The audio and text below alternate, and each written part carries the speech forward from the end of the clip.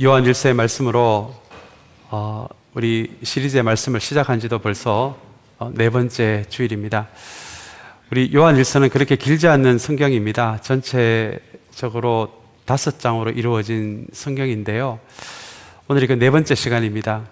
그런데 여러분, 오늘 이 네 번째, 4주 동안 요한 1서를 읽으면서 어떤 단어가 계속 반복이 됐고 있다는 것을 여러분 혹시 눈치채셨습니까?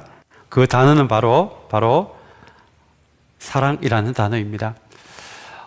벌써 앞부분에 사랑에 대해서 꽤 많은 분량으로 이미 다루었음에도 불구하고 이 사랑에 대한 이야기가 오늘 세 번째로 이 사장의 전체의 또 큰 주제로 등장하는 것이 오늘의 본문입니다.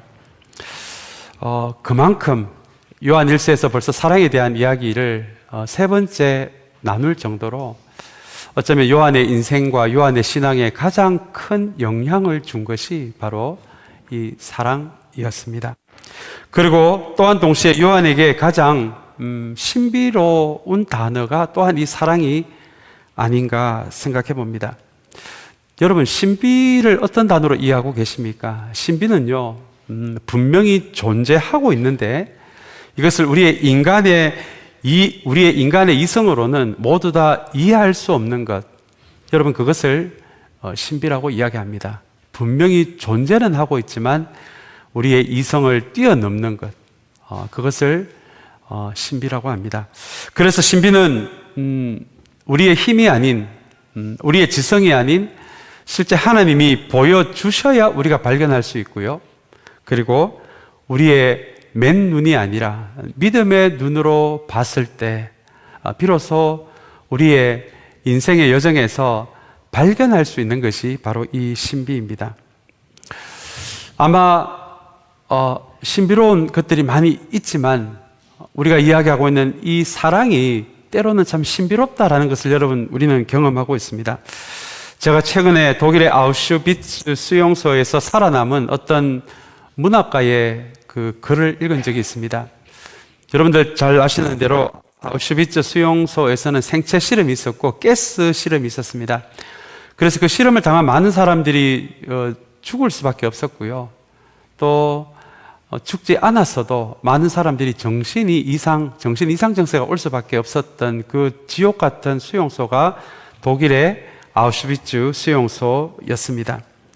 그런데 이 문학가는 죽지도 않았고요. 다음에 맨정신으로 그 수용소를 나와서 거기에 대한 경험담을 책으로 쓰게 된 것입니다. 그래서 한 기자가 이분을 만나서 그렇게 묻습니다. 많은 사람들이 죽어 나오고 정신이 이상이 돼서 나오는 여기를 어떻게 작가님은 맨정신으로 나올 수 있었습니까? 그분이 그런 대답을 합니다. 어릴 때부터 우리 부모님이 크리스찬들이어서 어릴 때부터 잠자기 전에 꼭 어머니가 머리를 쓰다듬어주고 찬송가를 불러주고 그리고 자기 전에는 꼭 기도를 해줬다라는 거예요. 그래서 자기가 아우슈비츠 수용소 안에서 가스실에 들어갈 때마다, 생체 실험실에 들어갈 때마다 실험이 시작될 때 의도적으로 계속 자기 머리를 쓰다듬어 주시고 기도해 주셨던 그 어머니의 사랑의 기도를 계속 실험 당할 때마다 그것을 계속 기억해 내려고 애를 썼다. 그런 대답을 그 책에 기록된 것을 제가 본 적이 있습니다. 그 부분을 보면서 또 사랑이 저에게 굉장한 신비로 다가왔습니다. 도대체 그 사랑이 무엇이길래요? 사랑이 무엇이길래 그렇게 아우슈비츠 같은 잔인한 현실을 견디게 해주는 힘이 되었을까? 그것을 조금 생각해 본 기회가 되었습니다. 여러분, 갓난 아기들도 내가 누구인지에 대해서 아는 이 자기 정체성을 가질 수 있다는 거 여러분 알고 계십니까? 이 아기들이 내가 누구인지 어떻게 알까?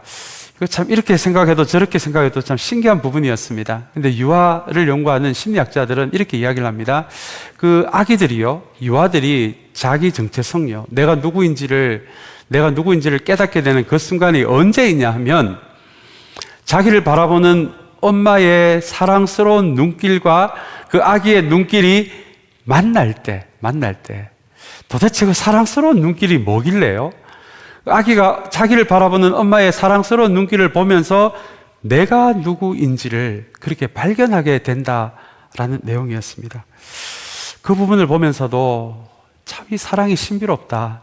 도대체 사랑이 무엇이길래 내가 누구인지를 발견하게 할까라는 감동이 있었던 이야기였습니다. 또 한 가지를 좀 소개를 드리고자 하는데요. 이 사랑은 한 사람의 숨어있는 잠재력을 또한 개발시킨다고 합니다. 가끔 아이들이 유치원에서 그림 같은 거 가져오잖아요. 그래서 그거를 엄마 아버지에게 보여줄 때가 있습니다. 그런데 아무리 봐도 이 그림 같지가 않아요. 아주 형편없는 그림입니다. 그래도 엄마 아빠가 그 형편없는 그림을 보고서도 우와, 사랑하는 마음으로 감탄해 줄 때, 우와 할 때 그 아이에게 숨겨져 있는 잠재력이 그 사랑의 감탄으로 개발이 된다라고 그렇게 아동학자들은 이야기합니다. 저는 목회자의 길을 걸어가다 보면 이제 죽음 직전에 계신 분들을 가끔 만날 때가 있습니다. 임종 예배를 드릴 때도 있고, 또 아직은 이제 정신이 계셔서 이제 가족들에게 마지막 말을 남기는 것을 제가 볼 때도 있습니다. 근데 여러분, 이분들을 가만히 보면 한 가지 공통점이 있어요. 공통점이 있습니다.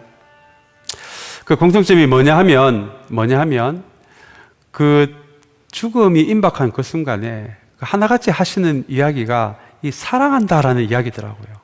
사랑한다. 사랑 많이 못해줘서 미안하다. 내가 너를 얼마나 사랑했는 줄 아느냐. 참 신비롭게도 죽음을 염두에 두고는요, 죽음을 앞두고는 대부분의 분들이 거의 본능적으로 사랑에 대해서 이야기를 하더라고요. 단 한 분도 죽음을 앞두고 여기 투자된 것을 빼서 저기에 투자해라, 이런 분은 저는 한 분도 못 본 것 같아요. 도대체 그 사랑이 뭐길래요? 사랑이 뭐길래 죽음의 순간에 사랑한다라고 그렇게 이야기를 할까요?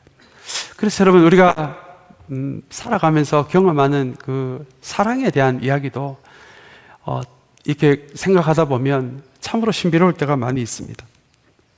오늘 우리가 묵상하는 시리즈로 묵상하고 있는 이 요한일서도 마찬가지입니다. 그 시대 1세기 후반에 교회가 흔들렸고, 또 흔들리는 크리스찬들을 위해서 요한이 기록한 성경이 바로 이 요한일서입니다. 여전히 로마 제국은 크리스찬을 핍박하고 있었고, 여러 가지 교회 안팎의 이단의 문제 같은 것들로 많이 교회가 시끄러워지면서, 그러나 그것을 잡아줄 수 있었던 바울도 이미 죽고 없고, 베드로도 죽고 없고, 예수님도 승천하시고 나서 없는 그 상황에서 교회가 심하게 흔들렸던 시대에 이 요한이 기록한 성경이, 그 흔들리는 교회를 붙들어주기 위해 기록한 성경이 바로 이 요한일서입니다. 근데 여러분, 우리 지난주에도 비슷한 말씀을 드렸지만, 이 흔들리는 교회에 대해서 요한이 뭔가 대단한 어떤 대책을 세워주는 것이 아니라, 지난주에 이어서 오늘 우리가 읽은 이 요한일서 4장에서도 사랑에 대한 이야기를 합니다. 오늘은 특별히 이 사랑 이야기를 하면서 이 사랑 이야기를 굉장히 신비롭게 들려줍니다. 우리의 머리로 다 이해할 수 없는 이 사랑, 그러나 하나님께서 우리의 영혼을 열어주셔서 하나님의 사랑의 신비가 이해될 수 있도록 그렇게 기록된 것이 요한일서 4장입니다. 우리가 오늘 본문에 들어가기 전에 이 요한에 들려주는 사랑 이야기를 통해서 우리가 한 가지 좀 기억해야 할 것이 있습니다. 우리가 경험한 대로 교회 안에 여러 가지 일로 위기가 올 수 있습니다. 재정이 모자라도 참 교회에 불편한 것이 많습니다. 위기라고 평가를 하기도 합니다. 그런데 여러분, 오늘 이렇게 흔들리는 교회를 향해서 요한이 하나님의 사랑의 그 신비로움을 오늘 들려주는 오늘 이 본문을 대하면서, 이런 상황에서도 위기가 오고 저런 상황에서도 위기가 오고 재정이 부족해도 위기라고 생각하지만, 진짜 교회의 위기는 교회 안에 사랑이 없어질 때, 공동체가 서로 사랑하지 않을 때, 진실한 사랑이 없어지기 시작할 때, 사랑하는 여러분, 교회에 진짜 위기가 올 수 있다는 것입니다. 그래서 오늘 이 요한은 재정 이야기를 하지 않아요. 교회 부흥 이야기를 하지 않습니다.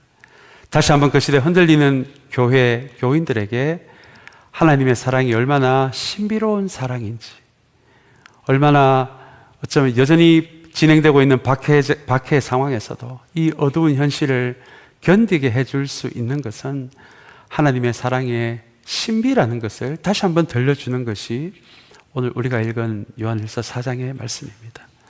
오늘 이 말씀을 기억하시면서 사랑하는 여러분, 우리 참사랑교회 이것도 부족하고 저것도 부족한 것이 있지만 여러분, 그럼에도 불구하고 진실한 사랑만큼은 결코 부족하지 않는 우리 참사랑교회가 되시기를 간절히 소망합니다. 아무리 외적인 것이 어려워도 부족한 것이 있다 손치더라도 여러분, 사랑이 이기게 합니다. 사랑이 견디게 합니다. 오늘 그 사랑의 신비를 오늘 요한이 우리에게 들려줄 때 다시 한번 오늘 이 예배 시간을 통해서 주님의 사랑의 신비에 우리도 한번 사로잡혀보는 그 은혜가 있는 이 예배 시간이 되시기를 간절히 소망합니다. 먼저 우리 4장 7절 8절 말씀입니다. 제가 한번 이 두 절의 말씀을 읽어 드리겠습니다. 사랑하는 여러분, 서로 사랑합시다. 사랑은 하나님에게서 난 것입니다. 사랑하는 사람은 다 하나님에게서 났고 하나님을 압니다. 사랑하지 않는 사람은 하나님을 알지 못합니다. 하나님은 사랑이시기 때문입니다. 여러분, 다 우리에게 알려진 익숙한 말씀일 것 같습니다. 그런데 여러분, 8절 후반부에 보시면 요한은 하나님은 뭐라고 이야기를 하고 있습니까? 사랑이라고 이렇게 이야기를 합니다. 여러분, 이 구절을 한번 잘 보시기를 바랍니다. 요한은 지금 하나님이 하시는 여러 행동 중에 그 중에 하나가 사랑이다 이렇게 말하지 않고 하나님 그분 그 자체가 사랑이다라고 그렇게 이야기를 합니다. 하나님의 본질이요, 하나님의 존재 그 자체가요, 하나님의 본성이요, 하나님의 성품이요, 그 자체가 사랑이다. 하나님이 이런 일도 하시고 저런 일도 하시는데 그 중에 하나가 사랑이다라가 아니라 그분 자체가 사랑이다, 이렇게 고백을 하고 있습니다. 여러분, 이것이 우리에게 어떻게 적용될 수 있을까요? 우리가 이 고단한 이민생활 살아가다 보면 우리의 인생도 그 시대 1세기 교회들도 흔들리고 교인들도 위기를 당한 것처럼 우리도 때때로 위기를 당할 때가 있습니다. 결핍을 만날 때가 있습니다. 때때로 영혼의 캄캄한 밤 같은 시간을 우리 영혼이 보낼 때도 있습니다. 또 일어나 보니 이해하기도 쉽지 않은 그런 상황 속에 우리가 이미 던져져 있는 것을 발견하기도 합니다. 우리 그런 상황에 있을 때마다 우리는 그런 질문을 던지기도 합니다. 이런 상황 속에서도 하나님의 사랑이 우리를 향해 변함없이 흐르고 있을까? 때로는 너무나 마음 아프게 설마 그렇게 우리가 답을 얻을 때도 있는 것 같아요. 그런데 그런 질문에 아마 오늘 본문에서 하나님은 사랑이시다라고 이야기하고 있는 이 요한은 아니다, 우리가 위기 속에 있고 결핍 속에 있고 이해할 수 없는 상황 속에 있고 때때로 캄캄한 밤 같은 시간을 우리 영혼이 보낸다라고 할지라도 하나님의 사랑은 변함없이 우리를 향해 흐르고 있다. 왜냐하면 하나님은 사랑이시기 때문이다. 그분의 본질이 사랑이시고 그분의 성품이 사랑이시고 그분 그 존재 자체가 사랑이시기 때문에 그분이 우리를 향한 모든 생각과 모든 행동은 사랑일 수밖에 없기 때문에 위기의 순간에도 결핍의 순간에도 하나님의 사랑은 변함없이 우리에게 흐르고 있다라는 그 의미가 바로 오늘 8절에 나오는 하나님은 사랑이십니다, 사랑 그 자체이십니다 라는 이 말씀의 의미입니다. 사랑하는 여러분, 제가 고단한 이민 생활이라고 그렇게 말씀을 드린 것 같습니다. 우리가 이렇게 이민 와서 살다 보면 정말 참 답답할 때도 또 얼마나 많이 있습니까? 생각지도 못한 결핍에 있을 때도 얼마나 많이 있습니까? 캄캄한 영혼의 밤 같은 시간을 우리가 보낼 때도 얼마나 많이 있습니까? 우리 얼마 전에 2년 동안 보낸 또 코로나의 시간이, 팬데믹의 시간이 또 그런 시간이 아니었겠습니까? 그러나 여러분, 그럼에도 불구하고 오늘 우리가 이 요한일서 4장을 통해서 한 가지 기억해야 할 것은 하나님은 그분 그 자체가 사랑이라는 것입니다. 그래서 우리가 위기 속에 있어도, 결핍 속에 있어도, 캄캄한 영혼의 밤 같은 시간 속에 있다라고 할지라도 그분은 사랑이시기에 그런 상황 속에서도 우리를 향한 하나님의 사랑은 멈추지 않는다는 거, 멈추지 않는다는 거. 그것이 하나님은 사랑이 되십니다. 라는 이 말씀의 의미라는 것을 여러분 기억하는 우리 모두가 되시기를 간절히 소망합니다. 이제 우리 4장 10절입니다. 4장 10절에서 요한은 우리를 향한 하나님의 사랑이 어떤 사랑이었는지를 조금 구체적으로 설명을 하기를 시작하는데요. 우리 10절 말씀을 우리 한번 같이 읽으면 좋겠습니다. 우리 한번 같이 읽겠습니다. 사랑은 이 사실에 있으니 곧 우리가 하나님을 사랑한 것이 아니라 하나님이 우리를 사랑하셔서 자기 아들을 보내어 우리의 죄를 위하여 화목 제물이 되게 하신 것입니다. 라고 그렇게 요한은 이야기합니다. 여러분, 이 4장 10절의 말씀에서 요한은 그 진실한 사랑을 우리가 시작한 것이 아니라 바로 하나님이 먼저 시작하셨다라고 그렇게 이야기를 하고 있습니다. 여러분들은 이 표현에 대해서 어떻게 생각하십니까? 우리 안에는 정말 진실한 사랑을 할 수 있는 그 힘이 우리 안에 있을까요? 여러분 어떻게 생각하십니까? 성경은 우리를 죄인이라고 합니다. 여러분, 성경이 이야기하는 죄는 뭐 도둑질, 강도질, 사기 이것은 죄의 결과이고요. 성경이 이야기하는 죄의 본질은 자기 중심성입니다. 우리의 인생의 주인이 하나님이 되지 못하고 나로 가득 차 있는 상태예요. 내가 주인이 되어 있는 상태. 그래서 하나님이 우리 안에서 숨을 쉴래야 숨을 쉴 수 없는 그 상태를 자기 중심성이라고 이야기합니다. 여러분, 이 죄의 문제는 이거 우리가 해결할 수 있는 문제가 아니거든요. 구약의 전체 결론이 바로 그겁니다. 다른 것은 몰라도 죄의 문제만큼은, 이 자기 중심성의 문제만큼은 우리가 해결할 수 없다가 구약의 결론이고요. 그래서 신약에서 주님이 오실 수밖에 없는 이유가 바로 거기에 있습니다. 그래서 오늘 요한은 우리 인간의 이 해결되지 못한 이 죄의 본성요, 우리로 가득 차 있는 이 자기 중심성의 상태에서는 결코 진실한 사랑을 할 수 없다라고 그렇게 요한은 이야기합니다. 그것이 10절의 말씀입니다. 우리가 하나님을 사랑한 것이 아니라 하나님이 우리를 먼저 사랑하셨다는 것입니다. 여러분, 그 사랑이 어떤 사랑입니까? 10절 후반 보시면 화목 제물이라는 표현이 나옵니다. 화목은 화해를 의미하죠. 우리에게 있는 이 자기중심성으로 하나님과 우리의 관계가 깨어졌지만 이 십자가를 통해 드러난 하나님의 사랑으로 말미암아 하나님과 우리 인간의 죄가 예수 그리스도의 십자가로 인해 다시 화해가 되었다, 화목이 되었다라고 하는 것이 오늘 10절에 나오는 화목 제물이라는 말씀의 의미입니다. 여러분, 10절 전체가 우리에게 무엇을 말하고 있습니까? 진실한 사랑, 다른 것은 몰라도 자기를 비우고 자기를 내어주는 이 자기 희생의 이 사랑만큼은 자기 중심성의 마음으로는 도저히 이것을 할 수가 없고요. 그래서 우리를 향한 자기 비움, 자기 내어줌의 사랑을 하나님이 먼저 시작하셨다. 주님을 통해서 그분의 아들 예수 그리스도를 십자가에 매달아 놓는 방식으로, 어떻게 보면 세상에서 가장 강하셨던 예수님이 가장 약한 자가 되어서 자기 비움과 자기 내어줌의 모습으로 십자가에 매달려서 묵묵히 우리를 바라보시는 그 예수님의 모습으로 보여지는 하나님의 사랑만이, 그 사랑에 붙잡혀 있을 때만이 우리 안에 있는 자기 중심성이 무너지게 되어 있다. 그것이 무너질 수 있다. 그 사랑을 하나님이 먼저 시작하셨다라고 하는 것이 여러분 10절의 말씀입니다. 여러분, 한번 우리에게 익숙한 말씀이지만 한번 상상해 보시길 바랍니다. 하나님은 우리의 창조주가 되십니다. 우리는 그분의 피조물이 됩니다. 우리 피조물의 이 죄의 문제를 해결하기 위해서 창조주 되시는 하나님, 또 그분 자신이기도 하신 예수 그리스도를 가장 연약한 자처럼 그렇게 십자가에 매달아 놓고 그것을 통해서 내가 너희들을 어떻게 사랑하는지를 보여주는 것이 바로 10절에서 이야기하는 먼저 사랑을 시작하신 하나님의 사랑의 모습임을 10절은 우리에게 이야기를 해주고 있습니다. 자, 우리 이어서 우리 11절, 12절의 말씀을 우리 한번 같이 또 읽기를 원합니다.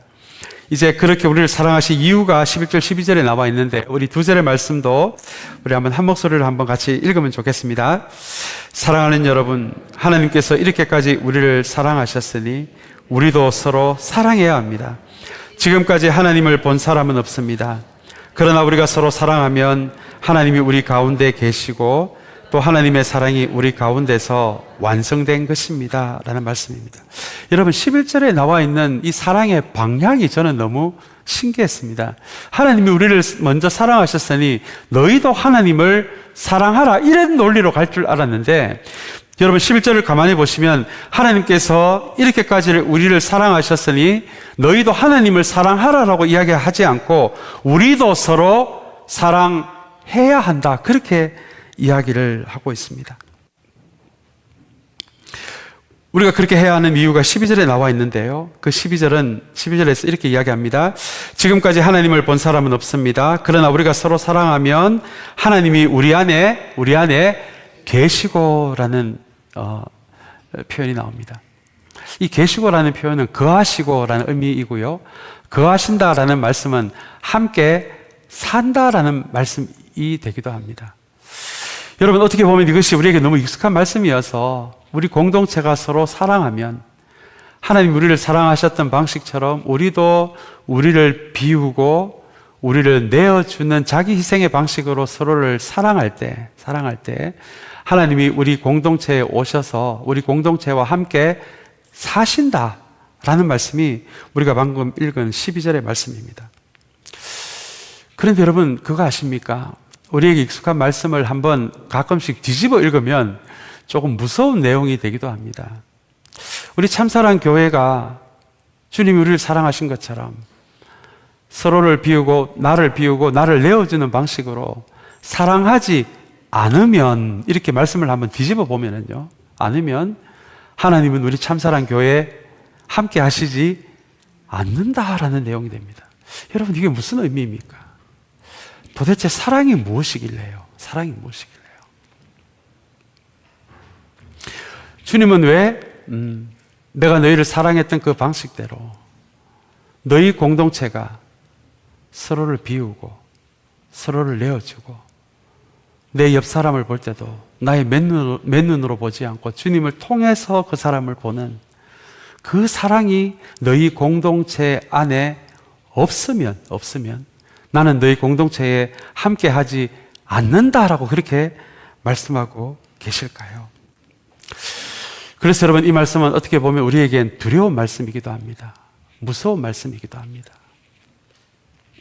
교회 크기에 상관없이, 교회의 숫자에 상관없이 하나님이 함께 하시는 교회, 하나님이 가서 함께 좀 살고 싶은 교회, 뭔가 대단한 교회가 아니라, 뭔가 큰 교회가 아니라, 다시 한번 오늘 이 말씀에 의하면 그 공동체가 아무리 작더라도 그 공동체 안에 서로를 내어주고 서로를 비우는 그 사랑이 있는 공동체라면 크기에 상관없이 내가 그곳에 가서 살겠다, 함께 거하겠다 라고 하는 말씀이, 사랑하는 여러분, 우리 12절의 말씀입니다. 우리 참사랑교회가, 사랑하는 여러분, 그런 교회가 되시기를 주님의 이름으로 간절히 소망합니다. 다른 것은 몰라도 하나님이 우리 참사랑교회에 오셔서 거하시기에 편안한 그런 교회, 편안한 마음이 드시도록, 우리의 사랑이 완벽하지는 않더라도 내 옆에 사람을 주님의 눈으로 보고 나를 비우고요. 왜냐하면 나로 가득 차서는 사랑을 할 수가 없거든요. 그런 사랑은 결국은 나를 위한 사랑이 될 수밖에 없거든요. 나를 비우고 나를 내어주는 그 사랑이 우리 안에 있을 때 주님이 우리 공동체 안에 편안히 함께 거하실 수 있다는 이 말씀을 기억하는 우리 모두가 되시기를 간절히 소망합니다. 이제 우리 또 12절 후반부에 말씀해 보시면 우리가 서로 사랑해야 하는 두 번째 이유가 나옵니다. 그 말씀이 바로 후반부에 있는데요. 그 말씀은 바로 또 하나님의 사랑이 우리 가운데서 어떻게 된다고요? 완성된다라고 그렇게 이야기를 합니다. 완성된다라고 하는 거 우리가 알고 있는 그 단어의 의미대로입니다. 그 참된 사랑이 하나님께 시작이 되었고요. 그 사랑으로 우리 공동체에서 그 사랑으로 서로를 사랑할 때 그렇게 시작된 하나님의 사랑이 마무리가 된다. 완성이 된다라는 의미가 바로 이 완성이라는 단어입니다. 우리가 다 잘 알고 있는 단어입니다. 그런데 여러분 헬라어로 보시면 이 완성된다라는 단어에 의미가 하나 더 있습니다. 그 말은 드러난다라는 의미가 또 이 단어 안에 있습니다. 요한이 기록한 요한복음을 통해서 하나님의 사랑이 예수님의 십자가를 통해 보이지 않는 하나님의 사랑이 십자가를 통해 드러났다라고 그렇게 고백을 합니다. 그 완성된다, 드러난다라는 표현이 바로 우리가 읽은 28절의 말씀입니다. 여러분 이게 무슨 의미입니까? 하나님은 우리 눈에 보이지 않아요. 그러면 하나님의 사랑도 우리 눈에는 보이지 않습니다. 그런데 우리를 향한 그 보이지 않는 하나님의 사랑이 어떤 사랑인지 그걸 보이게 한 것이 첫 번째가 요한복음에 나오는 십자가입니다. 십자가를 통해 우리를 향한 하나님의 사랑이 어떤 것인지를 우리는 비로소 보게 되었다라고 그렇게 성경은 이야기하고 있기 때문입니다. 그런데 여러분 우리가 오늘 방금 읽은 이 말씀에 의하면 보이지 않는 하나님의 사랑이 또 이 세상에 드러나는 또 다른 한 통로가 있는데 그 통로가 뭐라고요? 우리 공동체가 서로 사랑할 때입니다. 여러분 이거 너무 신비하지 않습니까? 예수님만이 보이지 않는 하나님을 드러내게 하는 것이 아니라 그분이 사랑으로 지으신 우리 하나님의 자녀들이 모여있는 이 교회가요, 교회 공동체가요, 크기에 상관없이 그곳에 진짜 사랑이 있다면, 그 공동체 안에 진짜 참 사랑이 있다면 그 교회를 통해서 세상 사람들이요, 예수님을 모르는 사람들이요, 그 사람들이 그 공동체가 서로 사랑하는 모습을 보고 보이지 않는 하나님을 발견할 수 있다 라는 의미가 그 주님의 사랑이 공동체 안에서 우리의 사랑을 통해 완성이 된다라고 하는 이 말씀의 의미입니다. 사랑하는 여러분, 다시 한번 우리 교회가 그런 교회가 되기를 간절히 소망합니다. 세상에 하나님을 보여줄 수 있는 교회예요. 여러분 그 교회가 선교적 교회가 아니겠습니까? 미셔널 교회가 아니겠습니까? 교회다운 교회가 아니겠습니까? 우리가 편한 것도 좋고 우리가 이 교회에서 유익을 얻는 것도 좋지만 마침내 우리 교회가 서로 우리 교회의 이름답게요, 진짜 참사랑이 우리 이 공동체 안에 존재한다면 사랑하는 여러분, 그때 우리를 향해 시작하신 하나님의 사랑이 완성이 될 뿐만 아니라 그 교회를 통해서 이 동네 사람들이요, LA 사람들이요, 교회 다니지 않는 사람들이 보이지 않는 하나님을 발견하게 되는 그 통로가 서로 사랑하는 교회다라고 하는 것을 여러분 기억하는 우리 모두가 되시기를 주님의 이름으로 간절히 축원합니다. 이제 우리 18절 마지막 말씀입니다. 우리 이 말씀 우리 한번 같이 읽기를 원합니다. 오늘 말씀의 제목이 또 담겨져 있는 말씀이기도 합니다. 우리 4장 18절 말씀 같이 읽겠습니다. 사랑에는 두려움이 없습니다. 완전한 사랑은 두려움을 내쫓습니다. 두려움은 징벌과 관련이 있습니다. 두려워하는 사람은 아직 사랑을 완성하지 못한 사람입니다. 정말 여러분 신비한 표현이 아닙니까? 도대체 사랑이 뭐길래요? 두려움을 내쫓는다라고 요한은 이야기하고 있을까요? 여러분 두려움이 무엇입니까? 아마 모든 사람들이 갖고 있는 감정일 것 같아요. 그래서 이 두려움 그 자체는 죄는 아닌 것 같습니다. 감정이 있는 사람이라면, 이 세상을 살아가는 사람이라면 다 가질 수 있는 감정이 있기 때문에 그렇습니다. 미래에 대한 두려움이 있습니다. 지금 건강 때문에 두려움을 가지신 분들도 있습니다. 경제적인 문제로 인해 두려움을 가지신 분들도 있습니다. 또 어떤 분은 크리스찬임에도 불구하고 이게 마음이 습관적으로 불안해 하셔가지고 이렇게 살다가 지옥 가는 게 아니야, 늘 이걸로 두려워하시는 분들도 계시더라고요. 제가 우리 담임 사역하기 전에 우리 청년부를 제가 한 7년 정도 사역을 했었는데요, 우리 그런 청년이 있었습니다. 제가 봐도 아무리 봐도 멀쩡한 청년인데 이 청년은 늘 어떤 두려움에 잡혀 있었는데요, 그 두려움이 뭐냐면 대학을 졸업했는데도 내가 직장을 못 가지면 어떡하나. 그 두려움을 계속 가지고 있더라고요. 그래서 방세를 못 내면 30대 홈리스가 될 수도 있을 텐데, 아직 벌어지지도 않는 일을, 미래의 일을 잡아 당겨가지고, 그렇게 늘 두려움에 빠진 청년이 있었습니다. 그게 10년이 벌써 지났으니까요. 10몇 년이 지난 일이니까. 얼마 전에 그 청년을 제가 한번 만난 적이 있는데요. 지금 뭐 하고 있는지 아십니까? 예, 다행히 홈리스는 되지 않았고요. 안경점을 3개나 열어가지고 잘 살고 있더라고요. 신앙생활 잘 하면서. 또 어떤 분은 과거에 내가 가지게 된 상처 때문에 이 상처가 나의 현재를 결정짓고 미래를 결정지을까봐 두려워하는 그런 사람들도 있더라고요.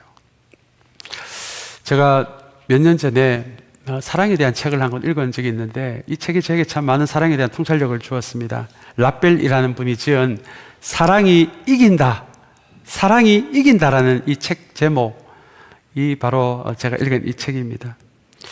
이분이 이 책에서 이런 이야기를 합니다. 인생을 살아보니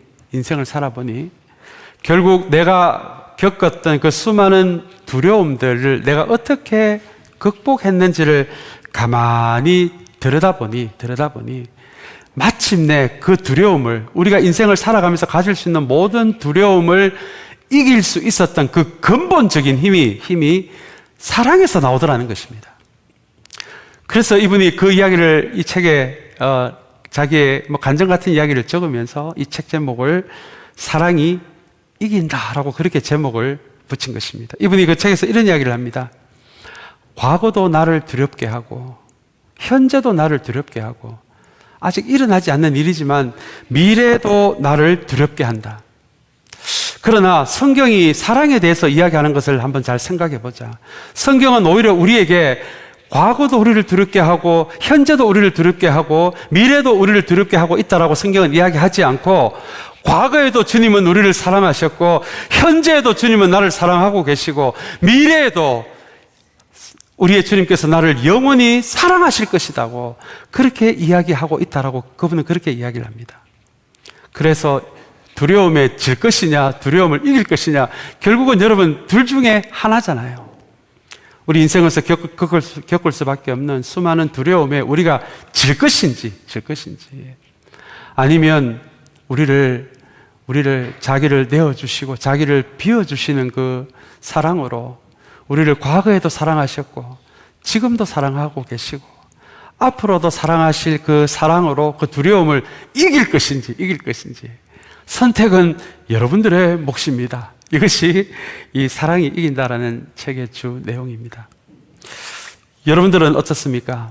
혹시 아직도 닥치지 않는 일 갖고 두려워하고 있는 분들이 여기에 계시지는 않습니까? 과거의 어떤 상처가 지금도 나에게 미치는 영향으로 인해 두려움이 더 크신 분들이 여기 계시지는 않습니까? 오늘 요한이 우리에게 들려준 이 신비로운 사랑 이야기를 기억하시면서 다른 것은 몰라도 이 두려움을 이길 수 있는 궁극적인 힘은 사랑이라는 것을 기억하면서 우리에게 부어주신 주님의 그 완전한 사랑만이, 그리고 그 사랑을 우리 공동체에서 실천하는 그 사랑만이 우리의 두려움을 내쫓을 수 있다라고 하는, 사랑하는 여러분, 그 사랑의 신비를 붙들고 살아가는 우리 모두가 되시기를 간절히 소망합니다. 이제 말씀을 맺습니다. 저는 사랑의 신비로 오늘 말씀을 시작했습니다. 그것은 1세기 교회뿐만 아니라 우리에게도 적용되는 이야기입니다. 때로는 무섭고 잔인한 현실 속에서도 믿음의 걸음을 한 걸음 걸을 수 있는 그 힘을 주는 것, 그래도 내가 손해를 보면서도 신앙의 양심을 지키게 하는 그 힘요, 악에게 지지 않고 오히려 악에게 대항할 수 있는 그 힘, 여러분, 그 힘은 우리에게 단 한 가지, 하나님으로부터 시작된 그 사랑만이 우리에게 그 힘을 줄 수 있다. 그래서 완전한 사랑만이 두려움을 내쫓을 수 있다 라는 이 말씀을 기억하는 우리 모두가 되시기를 간절히 소망합니다. 우리 공동체 이것도 채워야 하고 저것도 채워야 하지만, 사랑하는 여러분, 서로 사랑하는 것만큼은 결코 부족하지 않는 우리 참사랑 교회가 되시기를 간절히 소망합니다.